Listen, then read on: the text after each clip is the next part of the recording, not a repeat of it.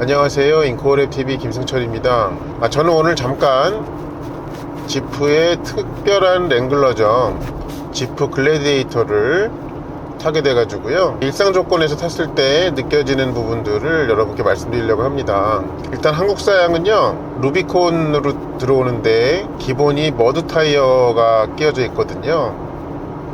네, 그러다 보니까요, 이렇게 주행하다가 그냥 멀쩡한 포장도로를 가고 있는데도요, 굉장히 음량이 큰 노면 소음을 항상 들어야 되는 그런 점이 있습니다.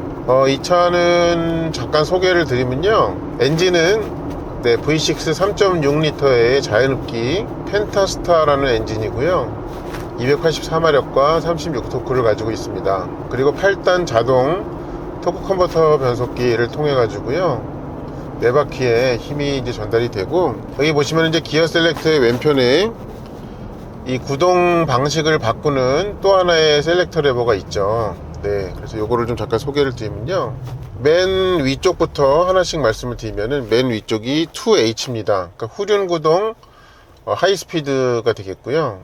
그러니까 가장 연비를 좋게 할 때, 주행하고 싶을 때 그걸 선택하시면 되겠습니다. 그리고 그거를 한 칸 이렇게 낮추면, 네, 힘을 좀 줘야 됩니다. 그러면은 이렇게 4H 오토라고 됩니다. 요거는 좀 보니까요,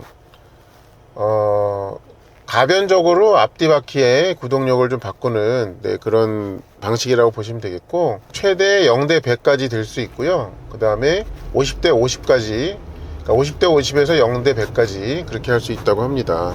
거기서 한 칸 이제 오른쪽으로 이렇게 밀면요, 네, 4H의 파트 타임이라고 나와요. 요거는 비교적 속도가 좀 많이 나는 오프로드에서 탈 수 있는 건데요, 앞뒤 바퀴의 구동력을 50대 50으로 잠그는 거라고 합니다. 그리고 이제 그 아래로는, 네, 4L이 있어요. 그러니까 이제 저속용 기어 세트가 따로 있어 가지고요, 그래서 종감속을 무려 4배나 키운 그런 트랜스퍼 케이스를 통해 가지고 굉장히 초저속이지만 강한 구동력으로 홈로에서 주행할 때 쓰는 거고요. 여기서 이제 보시면은 2H와 4H 사이의 전환은요, 주행 중에 얼마든지 가능합니다.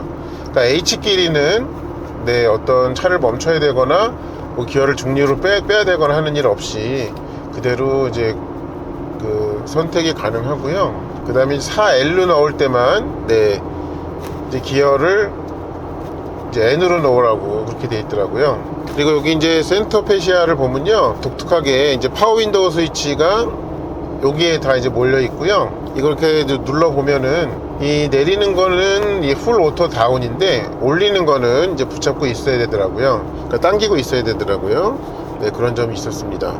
그리고 이 파워 윈도우 스위치 아랫부분을 보면요, 오프로드 주행에 특화된 그런 기능들을 확인할 수가 있는데요, 먼저 여기 이렇게 아래 위로 토글 스위치가 있습니다. 거기 써 있는 게 뭐냐면은 리어 온이라고 적혀 있거나 그 위에는 프론트 플러스 리어라고 이렇게 되어 있는데요, 이거는 뒷바퀴 또는 앞뒤 바퀴의 중앙에 디퍼런셜 락, 그러니까 양쪽 바퀴의 회전 차이를 아예 없게 만드는, 네, 그런 잠금 장치가 모두 들어 있습니다. 그래서 그거를 실행시키는 그런 레버라고 보시면 되겠고요. 근데 요거를 넣으려면요, 무조건 이 사륜구동이 4L 그걸로만 들어가 있을 때에만 된다라고 합니다. 그래서 4H 이런 데에서는 전혀 사용할 수가 없다는 점도 참고해 주시면 좋을 것 같고요. 그리고 또 하나는 스웨이바라는 게 버튼이 있습니다. 요거는 뭐냐면 앞바퀴에 좌우의 롤링을 잡아주는, 보통 스테빌라이저 바라고 하죠. 그거를 이제 가운데를 끊어서 이거를 누르면은 그 양쪽의 연결을 이렇게 푸는 거예요. 그러면 이렇게 험로 같은 데를 갔을 때, 특히 이제 양쪽 바퀴가 한쪽만 구덩이를 들어간다든지 이렇게 높이 차이가, 양쪽이 차이가 많을 경우에 그때 어느 한쪽 바퀴가 허공에 뜨지 않도록 그걸 도와주는 그런 장치라고 보시면 되겠습니다. 그래서 요거 스웨이바는 앞바퀴에 스테빌라이저에만 들어가 있다 하는 점도 이제 말씀을 드리고요. 오프로드 플러스 모드가 또 있어요. 네, 요거는 그러니까 오프로드에 들어가 가지고 내리막이나 오르막을 갈 때, 네, 일정한 속도를 유지해 주면서 차가 이렇게 슬금슬금 가도록 도와주는 그런 주행 모드라고 합니다.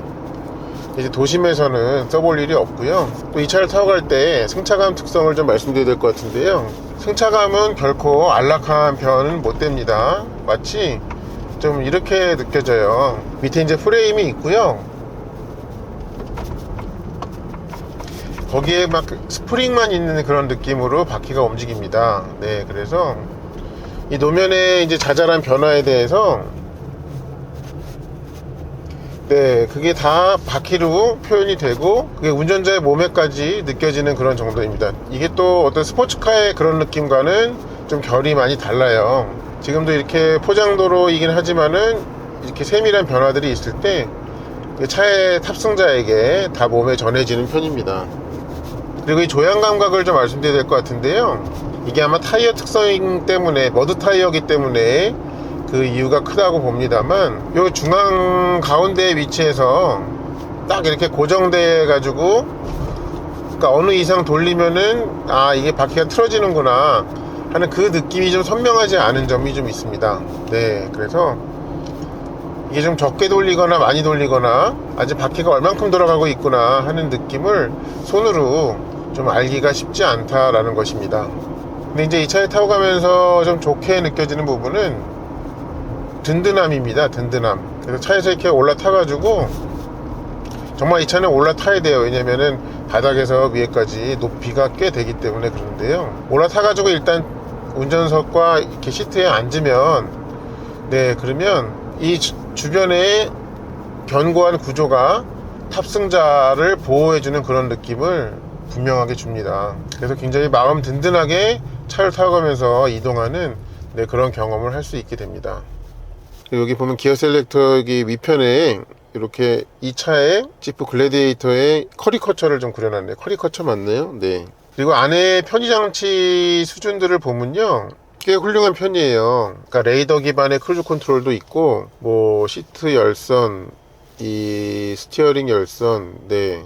그리고 사각지대 경고 기능 그런 것도 있고, 또 전방에 대한 충돌 위험 이제 방지 보조, 충돌 방지 보조, 네, 그런 것도 있습니다. 그래서 어느 정도 좀 최신, 그러니까 운전자 보조 기능은 그래도 나도 요즘 차다라는 거를 이제 표현할 만큼 그렇게 들어 있습니다. 이렇게 안 좋은 길을 갈 때는요, 차 안에 꽤 여러 곳에서 네, 이 잡소리가 합주를 합니다.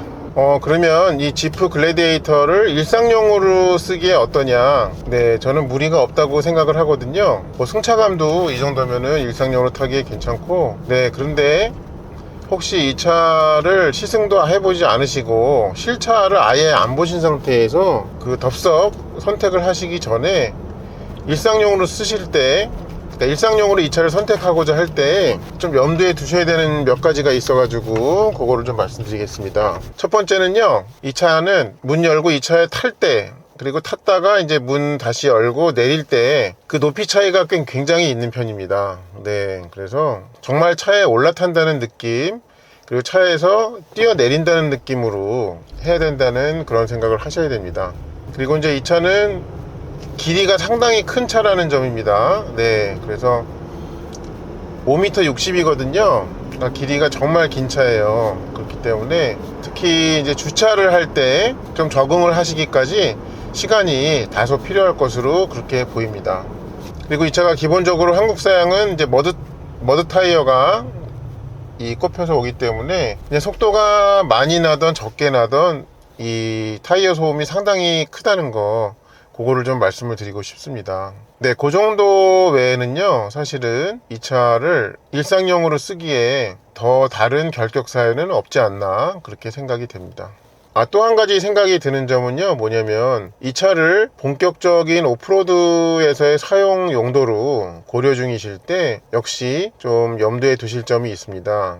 뭐냐면, 그러니까 랭글러의 4도어나 2도어에 비교했을 때로 좀 말씀드릴 수가 있는데요, 이 차의 하드웨어적인 그런 성능은 그런 차들과 동일합니다. 네, 그렇지만은 이 구조적으로 이 아주 고약한 오프로드를 갔을 때 그때 좀 발목을 잡는 특징이 두 가지가 있다라고 보여지거든요. 근데 그 중에 첫 번째는 뭐냐면, 이제 뒷바퀴 중심에서 뒤에 끝단까지의 길이인 뒤 오버행이 훨씬 길다는 점. 네, 그러다 보니까 보통 오프로드 차량에 대한 어떤 재원을 볼 때 그 뒤쪽에서의 생기는 각도, 그러니까 뒷바퀴의 바닥에서부터 그다음에 뒤에 끝단의 하단부까지의 각도, 네, 그거를 이제 이탈각이라고 하는데요. 그 이탈각이 다른 랭글러의 4도어나 2도어보다는 좀 훨씬 적다는 점이 있습니다. 그래서 주행을 하다가, 그러니까 험로에서 주행을 하다가 갑자기 이렇게 경사가 변할 때 이 순정 높이 상태에서는 이 뒤에 끝단이 땅에 닿는 일도 좀 생각해 볼 수 있다 하는 그런 점이 있습니다.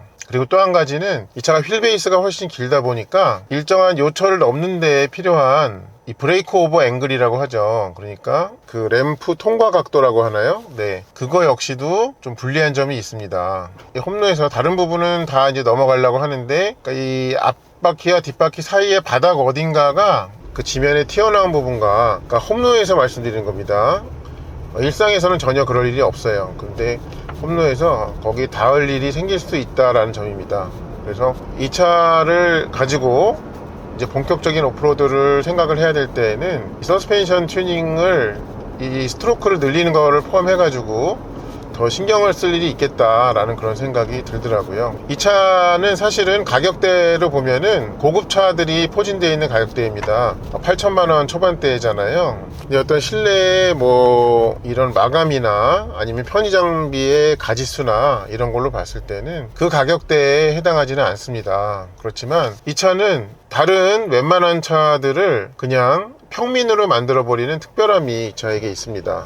하다못해 4도어나 2도어의 랭글러까지도 굉장히 평범해 보이게 만드는 그런 재주를 이 차는 가지고 있는 것 같아요. 그래서 이 차를 선택한다는 것은 다른 차들을, 또 이 차를 쳐다보는 이들을 압도하는 그 존재감을, 거기에 많은 돈을 지불하는 것도 된다라는 그런 점도 함께 말씀을 드립니다. 그리고 이제 본격적인 레저를 즐기는 분들에게 네, 이만한 차도 없는 것 같아요. 일단 사륜구동과 뭐 이 차의 구조, 이런 것들이 가지 못할 곳이 없도록 만들어주죠. 네, 그런데다가 보통 이제 아웃도어 활동들을 좋아하는 분들은 그런 장비들만 따로 싣는 그런 트레일러를 연결해서 다니는 경우들이 있죠. 근데 이 차는 그런 트레일러 자체를 랭글러 4도 모델에다가 아예 일체화 시켰다, 이렇게 보면은 맞는 것 같아요. 그러니까 별도로 이렇게 뭐라 그럴까, 이 차에다가 아웃도어 활동을 위한 각종 장비를 실을 바퀴 달린 트레일러를 또 달 필요는 없지 않나, 그렇게 보입니다. 그러다 보니까 차가 이렇게 길어진 거죠. 네, 그래서 그런 SUV들에다가 이 트레일러까지 연결한 그 총 길이에 비교를 한다면은 이 차는 크기가 상당히 합리적이지 않나, 그렇게 보여집니다. 그래서 이 지프 글래디에이터는 좀 상당히 매력이 많은 그런 차종이었고요. 왜 이 차가 인기가 있는지, 많은 분들이 이 차를 좀 갈망하시는지, 저는 물론 오프로드 쪽에 관심이 거의 없는 사람이지만 그런 저조차도 마음이 좀 들썩이게 만드는 네, 그런 시승이었던 것 같습니다. 아무쪼록 저의 이 영상이 이 지프 글래디에이터를 궁금해 하셨던 분들께 유용한 정보를 드리는 영상이었으면 좋겠습니다. 이상으로 이 차의 리뷰를 마치도록 하겠습니다. 시청해주셔서 감사합니다.